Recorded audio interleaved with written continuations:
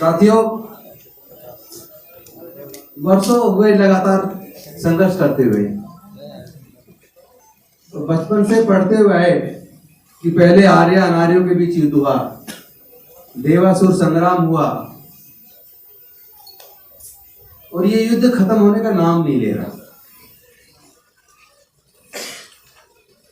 और सारे युद्ध में हमारे लोगों को हमेशा छल और कपट से हराया। आज भी इस प्रजातंत्र के अंदर हमारे लोगों को छल और कपट से ही हराया जा रहा है। अभी जयंत चौधरी जी जो बात बोल रहे थे, बहुत ही बारीक समझ वाली बात उन्होंने कही। हम सब लोग कहते हैं बाबा साहेब को मानते हैं, अनफॉर्चुनेटली हम बाबा साहेब की नहीं मानते।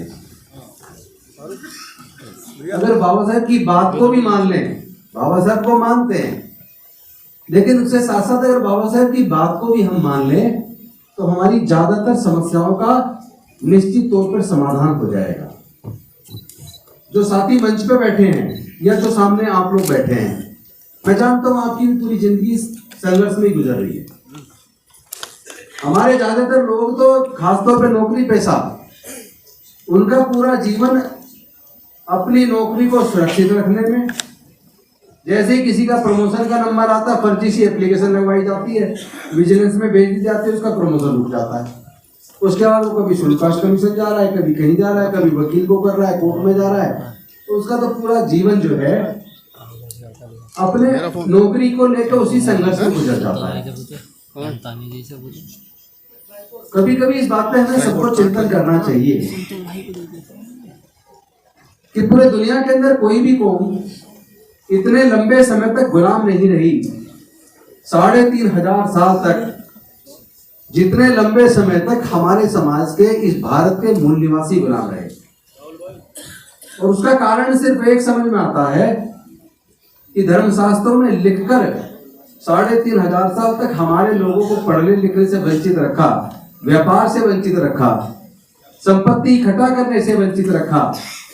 और उसके बाद भलाओ डॉक्टर बाबा साहेब अम्बेडकर का, जिन्होंने अपना पूरा जीवन का संघर्ष करके हमारे लोगों के को न केवल 3500 साल की गुलामी से आजादी दिलाई, बल्कि हमारे लिए यह सुनिश्चित किया कि सरकारी नौकरियों में, शिक्षण संस्थानों में और राजनीति में हमारे लोगों को रिजर्वेशन दिया जाए, जिसकी आधारशिला साउथ बोरो कमीशन जो 1919 में आया, जैसा अभी जयंत चौधरी बोल रहे थे, उनके सामने बाबा साहब ने जो लॉजिकली अपनी बात को, आर्गुमेंट को रिजनेबल तरीके से रखा और धीरे धीरे उस लड़ाई को लड़ते रहे। 1929 में, 2829 में आपको पता है, फिर साइमन कमीशन ये स्टडी करने के अंदर के लिए भारत में आया कि भारत में दलितों, पिछड़ों, आदिवासियों की स्थिति इतनी खराब क्यों है और उनको मानवता का दर्जा क्यों नहीं मिल रहा, उनको आगे बढ़ने का रास्ता क्यों नहीं मिल रहा है। डॉक्टर बाबा साहब अम्बेडकर बार बार इनकी बात को क्यों उठा रहे हैं, इस बात को स्टडी किया जाना चाहिए। ये बात स्टडी करने के लिए साइमन कमीशन भारत में आया। और साइमन कमीशन का विरोध किसने किया वो मैं नहीं बताऊंगा, वहां जानते हैं। जिन लोगों ने उस वक्त साइमन कमीशन का विरोध किया, वो विरोध साइमन कमीशन का नहीं था, वो विरोध हमारे समाज को जो आने वाले समय में अधिकार मिलने थे, वो विरोध हमारे लोगों को मिलने वाले अधिकारों का था। लेकिन लोग चीजों को बारीकी से पढ़ते नहीं हैं। और उसके बाद आप जानते हैं, जो 1930, 31, 32 की राउंड टेबल कॉन्फ्रेंस के माध्यम से जो अधिकार देने में बाबा साहब सफल हुए, उनको एक लेकिन संदेह था, जो सेपरेट इलेक्टोरल मांगा। वैसे मुझे लग रहा है इतिहास पे चर्चा करने नीचे आप सुनते रहते हैं, ये तो आप सुनते रहे होंगे, मैं कुछ और बात करता हूँ क्योंकि वही हो जाएगा, आप जहाँ जाते हैं वही इतिहास। तो इतिहास से हटके थोड़ा सा जो आज जो चल रहा है मैं इस पे आ जाता हूँ, सीधा सीधा एकदम मुद्दे पे।